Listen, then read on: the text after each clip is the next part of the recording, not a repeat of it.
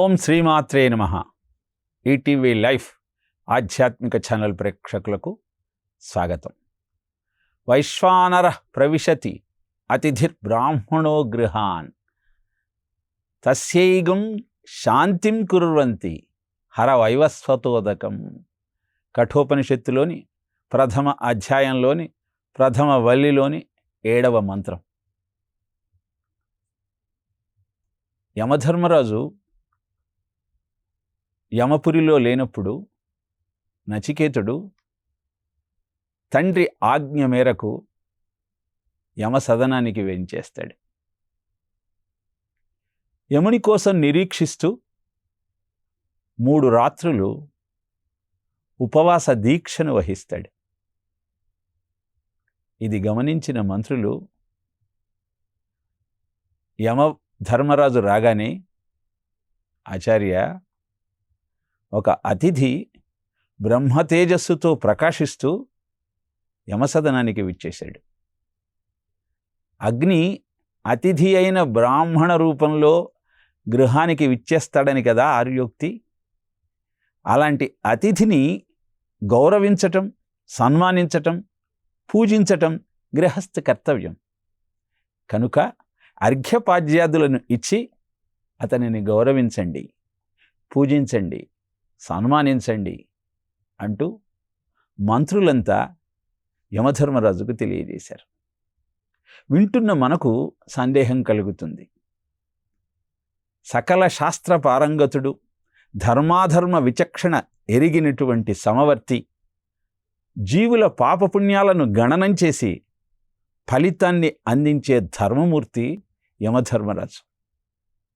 వారికి ఈ సామాన్య ధర్మం తెలియదా? మంత్రులు చెప్పాలా? అంటే ఉపనిషత్తు కథారూపంలో అద్భుతమైన విజ్ఞానాన్ని మనకు అందించే సాధనం. ఉప అంటే సమీపే, నీ అంటే నిశ్చయేన, షత్ అంటే కూర్చొని. దగ్గర కూర్చొని గురువు బోధించినట్టు ఉపనిషత్తు మన కర్తవ్యాన్ని మనకు తెలియజేస్తుంది. మనిషి, లోకం, భగవంతుడు, ఈ 3 మౌలికమైన సత్యాలు. వీటి మధ్య ఉన్న అవినాభావ సంబంధాన్ని మనకు తెలియజేసి మనను ముందుకు నడిపించే మార్గదర్శకాలే ఉపనిషత్ గ్రంథాలు. చరమ సత్యమైన ఆ భగవంతుణ్ణి చేరుకోవటం ప్రతి జీవుడి కర్తవ్యం. దానికోసం ఏర్పాటు చేయబడిన రంగమే ఈ లోకం. ఈ లోకంలో మన అనుభవాల ద్వారా గుణపాఠం తెలుసుకుంటూ, మన కర్తవ్యాన్ని గుర్తిస్తూ ముందుకు సాగటం ఎలా అన్న విషయాన్ని ఉపనిషత్తు తెలియజేస్తుంది. అనేకమైనటువంటి ఉపనిషత్తులు ఉన్న 108టిని పేర్కొని వాటిలో ప్రధానంగా 14 ఉపనిషత్తులను తెలియజేశారు. 14 ఉపనిషత్తులలో 35 మార్గాలు తెలియజేయబడ్డాయి. వాటినే విద్యలు అంటారు. ఒక్కొక్క ఉపనిషత్తు తనదైన శైలిలో ఆ మార్గాన్ని, ఆ విద్యను ప్రబోధిస్తుంది. విద్యాంచ అవిద్యాంచ ఎత్తత్వేద ఉభయం సహా అవిద్యయామృతం తీత్వా విద్యయామృతమశ్నుచే అంటుంది ఈశావాస్యోపనిషత్తు. విద్య అవిద్యల సమ్మేళనమే భారతీయ జీవన విధానం. విద్య అంటే ఎటర్నల్ ఎక్స్పీరియన్సబుల్ స్పిరిచువల్ నాలెడ్జ్, అంటే అనుభవైకమేద్యమైన ఆధ్యాత్మిక చైతన్యం విద్యగా తెలియజేయబడితే, ఎక్స్టర్నల్ ఎక్స్పెరిమెంటబుల్ సైంటిఫిక్ నాలెడ్జ్ అవిద్య. అంటే ప్రత్యక్షంగా ప్రయోగాత్మకంగా నిరూపింపబడేటువంటి విజ్ఞానమే అవిద్య.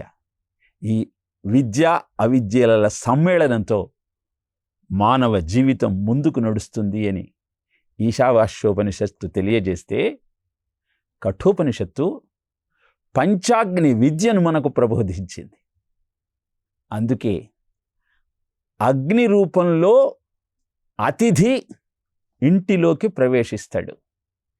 వైశ్వానరః అహం వైశ్వానరో భూత్వా ప్రాణినాం దేహమాశ్రితః ప్రాణాపాన సమాయుక్తః పచామ్యన్నం చతుర్విధం.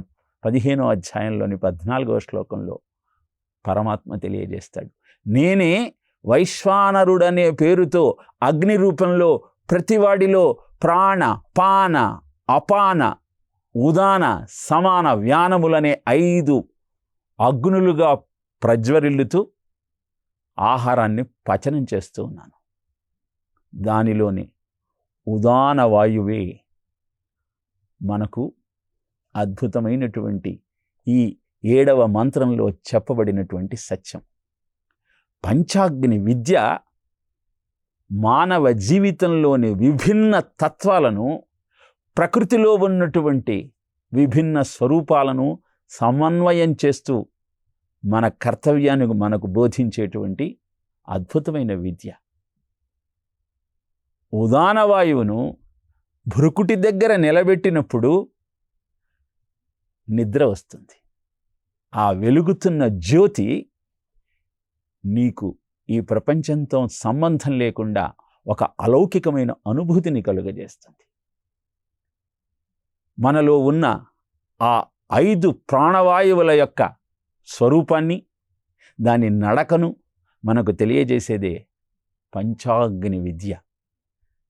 మానవ జీవిత సాధన క్రమాన్ని దానికి అనుసంధానం చేసుకుంటూ, ఆ సత్యాన్ని గుర్తిస్తూ, ఆ అభ్యాసాన్ని చేస్తూ అద్భుతమైన జీవన విధానంతో ఇహాన్ని పరాన్ని రెండింటినీ అందుకోవచ్చు.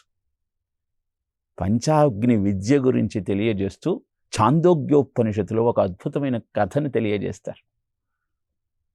శ్వేతకేతు గౌతమ ఆరుని కుమారుడు. తండ్రి ఎన్ని విద్యలు తెలుసుకున్నా కుమారుడికి ఉత్తమోత్తమైన గురువుగా మనలేడు. కారణం వాత్సల్యం. అందుకే శ్వేతకేతువుకు విద్యాభ్యాసం కొనసాగించాలన్న ఆలోచనతో గురుకులానికి పంపించాడు.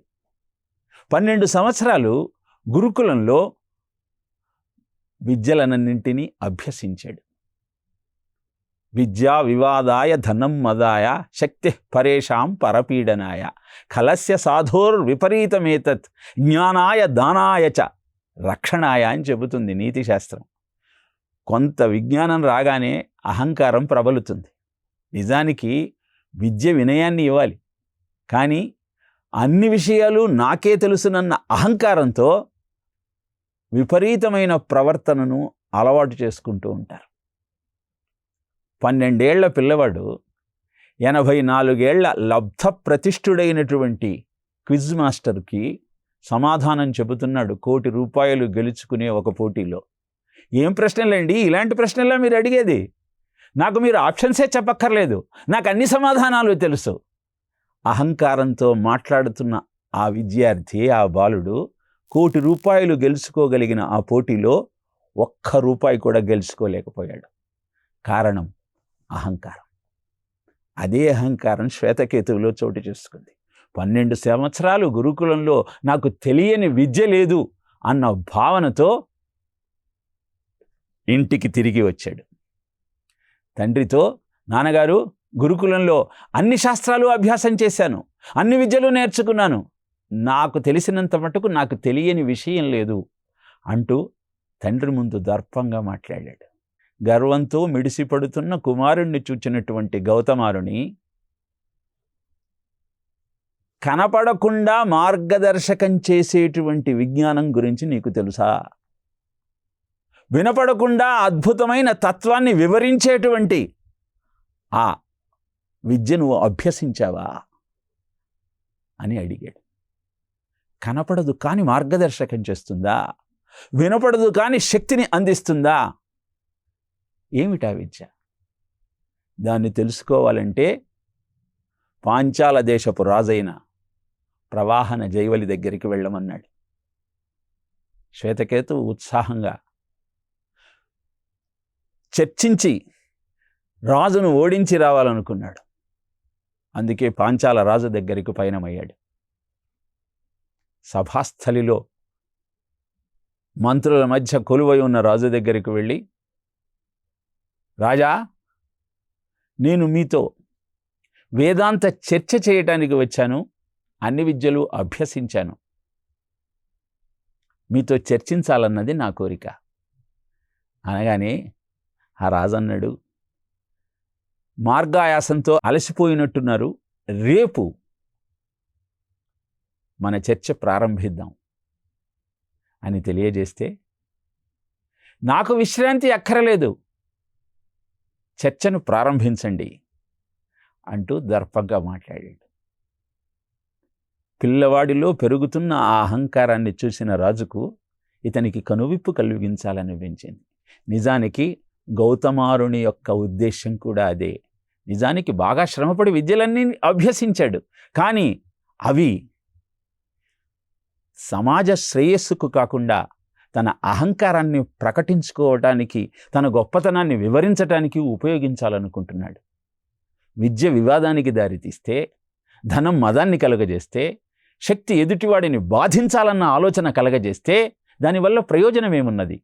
అలా కాకుండా సాధువులకు జ్ఞానాయ దానాయ చ రక్షణాయ, సాధుపురుషుల దగ్గర ఉన్న విద్య ఎదుటివారికి జ్ఞానాన్ని ప్రబోధించటానికి, ధనం ధన్యతనిచ్చే సాధనంగా ఉపయోగపడటానికి, శక్తి నలుగురిని రక్షించటానికి ఉపయోగపడుతుంది. విద్యా దదాతి వినయం, వినయాద్యాతి పాత్రతాం, పాత్రత్వాత్ ధనమాప్నోతి, ధనాత్ ధర్మం తతఃసుఖం అని చెబుతుంది నీతి శాస్త్రం. విద్య వల్ల వినయం రావాలి, వినయం వల్ల ఒక పాత్రత వస్తుంది, ఆ పాత్రతే నీకు ధనాన్ని అందజేస్తుంది, ఆ ధనం కారణంగా నీకు సుఖం వస్తుంది. అహంకారాన్ని ప్రకటించుకోవాలన్న ఆలోచనతో ఎన్ని ఆర్భాటాలు చేసినా దానివల్ల ప్రయోజనం శూన్యం.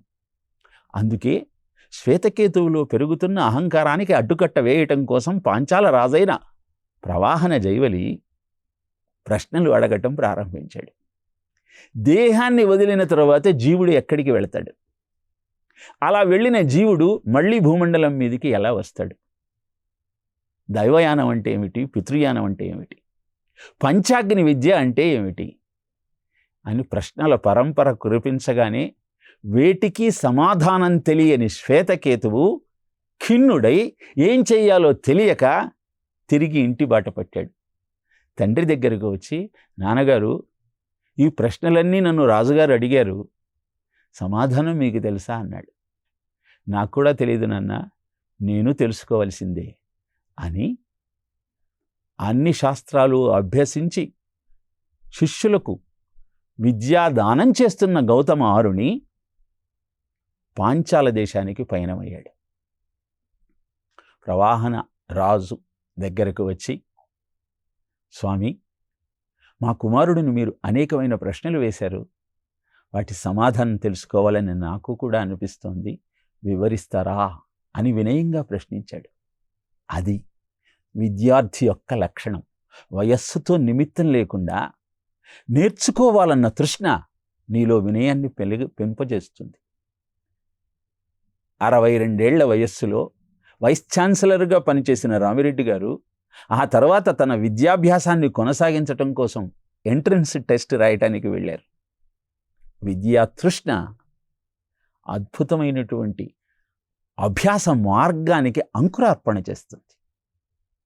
ఆశ్చర్యపోయాడు పాంచాల రాజు. స్వామి, పంచాగ్నులలో మొదటిది సూర్యుడు. ఆ సూర్యుని యొక్క కిరణాలు ఆ అగ్నిని చూపించేటువంటి పొగ. ఆ సూర్య కాంతి జ్యోతి, చంద్రుడు నిప్పు, నక్షత్రాలు ఆ అగ్నిని మనకు చూపించే వెలుగు రవ్వలు. ఇక దేహం వీడిన తరువాత చేసే అగ్ని కార్యక్రమం ద్వారా జీవుడు స్వర్గానికి వెళతాడు. ఇది మొదటి అగ్ని. రెండవది పర్జన్యము. వరుణుడు అగ్ని అయితే గాలి ఆ అగ్నిని ప్రచోదనం చేసేటువంటి సాధనం. మేఘం ఆ అగ్ని జాడ చూపించేటువంటి పొగ. మెరుపు అద్భుతమైనటువంటి ఆ అగ్ని ఛాయను అందరికీ చూపించేటువంటి లక్షణం కలిగిన సాధనం. పిడుగు ఇంధనం. సోమరజమే ఆ అగ్నికి మనం అర్పించే ఆజ్యం. వర్షం కురవటమే దాని ఫలితం. భూమి ఇంకొక అగ్ని, సంవత్సరము ఆ అగ్నికి నిరూపణ, ఆకాశం ఆ అగ్నిని చూపించే పొగ. అలా 4 దిక్కులు ఆ వెలుగును ప్రదర్శించేటువంటి సాధనాలైతే రాత్రి జ్యోతిగా వెలుగుతూ ఉంటుంది. వర్షం కురవటమే ఈ అగ్ని యొక్క లక్షణం. ఇహ 4వ అగ్ని పురుషుడు, వాక్యే ఇతని అగ్ని. ప్రాణం ఆ అగ్నిని చూపించే పొగ, కళ్ళు ఇంధనం, చెవులు ఆ అగ్నిని ప్రదర్శించేటువంటి వెలుగు రేఖలు. 5వ అగ్ని స్త్రీమూర్తి.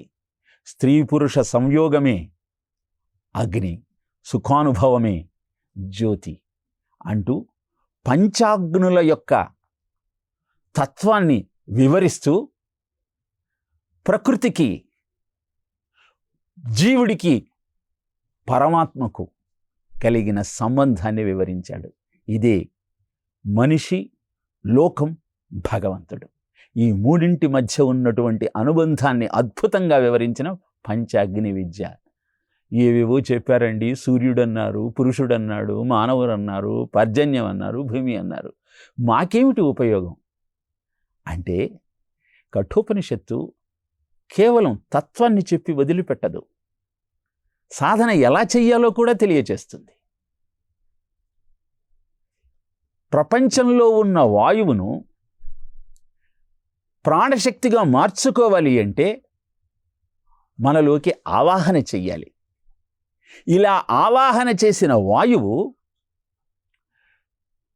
కుడి ఊపిరితిత్తులలో 3 భాగాలుగా, ఎడమ ఊపిరితిత్తుల్లో 2 భాగాలుగా, ఇలా 5 భాగాలుగా విడిపోతుంది. ఒకటే వాయువు పీల్చుకొని లోపలికి వచ్చినప్పుడు శ్వాసగా మారుతుంది. ఆ శ్వాస ప్రాణ, అపాన, వ్యాన, ఉదాన, సమాన అనే 5 అగ్నులుగా విభజింపబడి నీలో అహంకారాన్ని ప్రేరేపిస్తుంది. ఆ ప్రాణశక్తి ఉంటే కదా మనం మాట్లాడేది. మనం మాట్లాడుతున్నప్పుడే కదా మనం బాగా మాట్లాడగలమన్నటువంటి భావన మనకు కలిగి అది అహంకారంగా పరిణమించేది. ఇలా ఒక్క చిన్న మంత్రం ద్వారా వైశ్వానర ప్రవిశతి అతిథి బ్రాహ్మణో గృహాన్ తస్యైగుం శాంతిం కుర్వంతి హర వైవస్వతోదకం. ఇలా ప్రపంచంలో ఉన్న ప్రాణశక్తిని, వాయువును నువ్వు గ్రహించి 5 వాయువులుగా, 5 అగ్నులుగా దాన్ని విభజించుకున్న తరువాత అహంకారంగా పరిణమించకుండా ఉండాలంటే ఏం చెయ్యాలి అంటే, రాత్రిపూట నిదురించిన వారు పొద్దున్నే లేవగానే రాగి చెంబులో నీళ్లు పెట్టుకుని స్వీకరిస్తారు. ఇలా స్వీకరించటం వల్ల ఆ అగ్ని అద్భుతమైన శక్తిగా మారి మార్గదర్శకం చేస్తుంది. అదే సాధనా క్రమాన్ని వివరిస్తూ హర వైవస్వతోదకం, ఓ యమధర్మరాజా, వచ్చిన అతిథికి నీటిని ఇవ్వవయ్యా. ప్రతినిత్యము మనం నిదురించినప్పుడు ప్రపంచంతో సంబంధం లేని ఒక అలౌకిక అనుభూతి పొందుతాం. ఉదానవాయువు భృకుటి దగ్గరికి చేరినప్పుడు జ్యోతిగా ప్రజ్వరిలి మనకు నిద్రను కలుగజేస్తుంది. రామకృష్ణ పరమహంస వివేకానందుడిని ప్రశ్నించాడు, నిన్న నిద్ర పట్టిందా అంటే, బాగా నిద్రపోయాను గురువుగారు అని సమాధానం ఇచ్చాడు వివేకానందుడు. నిద్రపోయినప్పుడు ఏం జరిగింది అన్నాడు. భృకుటి దగ్గర ఒక జ్యోతి ప్రజ్వరిల్లింది. ఇది అందరికీ జరగదా? ప్రతినిత్యము నాకు అలా జ్యోతి ప్రజ్వరిల్లుతూ దర్శనమిచ్చి అనంతరం నిద్రపడుతుంది. ఎప్పుడైతే యోగ ప్రక్రియ ద్వారా అలా భృకుటి దగ్గర దృష్టిని నిలిపి మనం ఈ ప్రపంచంతో సంబంధం లేకుండా జీవితాన్ని గడపగలుగుతామో అప్పుడు కఠోపనిషత్తును సాధన చేసిన ఫలితం మనకు దక్కుతుంది. నీటిని ఉదయమే నిదురలేవగానే రాగి చెంబులో ఉంచుకొని స్వీకరించటం వల్ల నీలో ఉన్న ప్రాణశక్తి క్రమబద్ధీకరణ జరిగి అద్భుతమైన ఆనందానికి మార్గదర్శకం చేస్తుంది. రమణ మహర్షి ఆత్మజ్ఞానం కలగకముందు నిదురపోతే ఎవ్వరూ లేపలేకపోయారు నిదుర నుంచి. ఆయన శత్రువులు, ఆయనంటే పడని వారు, మిగతా బాలురు ఎవరైతే ఉన్నారో వారు అతనిని ఏ విధంగానైనా దండించాలని, కక్ష తీర్చుకోవాలని ఆయన నిదురించేటప్పుడు దూరంగా తీసుకువెళ్ళి తమ చిత్తం వచ్చినట్టు కొట్టి వచ్చేసేవాళ్ళు. అయినా ఆయనకు నిదుర నుంచి మెలకువ వచ్చేది కాదు. అలా నిదురలో మునిగిపోయిన ఆ స్వామి 17వ ఏట తాను మృత్యువు ఆసన్నమవుతోందన్న ఆలోచనతో మృత్యు అంటే ఏమిటో తెలుసుకుందామని పరీక్షగా గమనించి ఆత్మజ్ఞానాన్ని పొంది నాన్ యార్ అన్న ప్రశ్నతో ప్రపంచానికి మార్గదర్శకం చేశారు. నువ్వేమిటో నువ్వు తెలుసుకోవాలి అంటే, మనలో ఉన్న ఆత్మ చైతన్యాన్ని గుర్తించాలి అంటే అద్భుతమైన సాధనా క్రమానికి శ్రీకారం చుట్టాలి. అది ఎలా చెయ్యాలో తెలియజేసేదే కఠోపనిషత్తు. కేవలం మంత్రాన్ని, అర్థాన్ని చెప్పుకున్నంత మాత్రాన కలిగేటువంటి ప్రయోజనం ఏమీ లేదు. దాని అంతరార్థాన్ని గుర్తించి ఆచరించినప్పుడు మాత్రమే అద్భుతమైనటువంటి ఫలితం మన సొంతమవుతుంది. గురు సందేశం కార్యక్రమంలో ఆ వివరాలన్నింటినీ తెలుసుకుంటూ మన నిత్య జీవితంలో ఎదుర్కొనే అనేకమైన సమస్యలకు పరిష్కారాన్ని తెలుసుకుంటూ జీవితాన్ని నందనవనంగా మార్చుకోవటం కోసం మనం చేసే అభ్యాసమే గురు సందేశంలో కఠోపనిషత్తు యొక్క కథాశ్రవణం. 3 సార్లు నన్నెవరికిస్తావు, నన్నెవరికిస్తావు, నన్నెవరికిస్తావు అంటూ నచికేతుడు తండ్రి అయినటువంటి వాజస్రవసుడి ప్రశ్నించాడు. అంటే మొదటిసారి అడిగిన మాట స్థూల దేహం గురించి ప్రశ్నించుకునే వివరం, రెండవసారి అడిగినటువంటి విషయము సూక్ష్మదేహమును విడిచినటువంటి వైనం, మూడవసారి అడగటము కారణ శరీరాన్ని కూడా వదులుకోవటం. ఇలా స్థూల సూక్ష్మ కారణ శరీరాలను మూడింటిని త్యజించిన తరువాత ఆత్మజ్ఞానమేమిటో మనకు అవగతమవుతుంది. మరి తత్వంలో తెలుసుకున్న ఈ 3 శరీరాలను వదులుకోవటం ఎలా అంటే, తండ్రి ఈ స్థూల శరీరానికి తార్కాణమైతే, శరీరధారి అయితే, కుమారుడైన నచికేతుడు ఈ శరీరంలో బంధింపబడిన జీవాత్మకు నిదర్శనం. అందుకే ఈ జీవాత్మను యముడి దగ్గరికి జ్ఞానాన్ని సముపార్జన చేసుకోవటం కోసం అతిథిగా పంపించాడు. అక్కడికి వెళ్ళి అతిథిగా ఎప్పుడైతే ఆ యమ సదనానికి చేరుకున్నాడో అక్కడ 3 రోజులు ఉపవాస దీక్ష చేసి యముని రాక కోసం, అంటే గురువు కోసం ఎదురు చూశాడు. ఒక్కొక్క ఉపనిషత్తు ఒక్కొక్క నియమంతో సాధన క్రమాన్ని బోధిస్తుంది. 3 రోజుల ఉపవాస దీక్ష కేవలం ద్రవాహారం మీదనే జీవనాన్ని గడపటం అద్భుతమైన సాధనకు చిహ్నం. ఇలా చేసినప్పుడు మనలో ఉన్నటువంటి ప్రాణశక్తి ఉద్దీపన చెంది తద్వారా అహంకారాన్ని అంతం చేసుకొని అద్భుతమైన ఆత్మజ్ఞానాన్ని పొందే విధి విధానాన్ని మనకు ఎరుకపరుస్తుంది. ఈ విషయాన్ని వివరించటం కోసమే నచికేతుడు, వాజస్రవసుడు, యముడు అంటూ 3 పాత్రలను మనకు తెలియజేసి తద్వారా అద్భుతమైన కథ రూపంలో ఆత్మజ్ఞాన వివరాన్ని మనకు అందజేసే ప్రయత్నం చేస్తూ ఉన్నాడు ఉపనిషత్కారుడు. తెలుసుకుందాం. గురు సందేశంలో చెప్పే ఈ వివరాలన్నింటినీ కేవలం విని మరచిపోకుండా అభ్యసిస్తూ అద్భుతమైన ఆనందాన్ని పొందే ప్రయత్నం చేద్దాం. ఓం తత్సత్.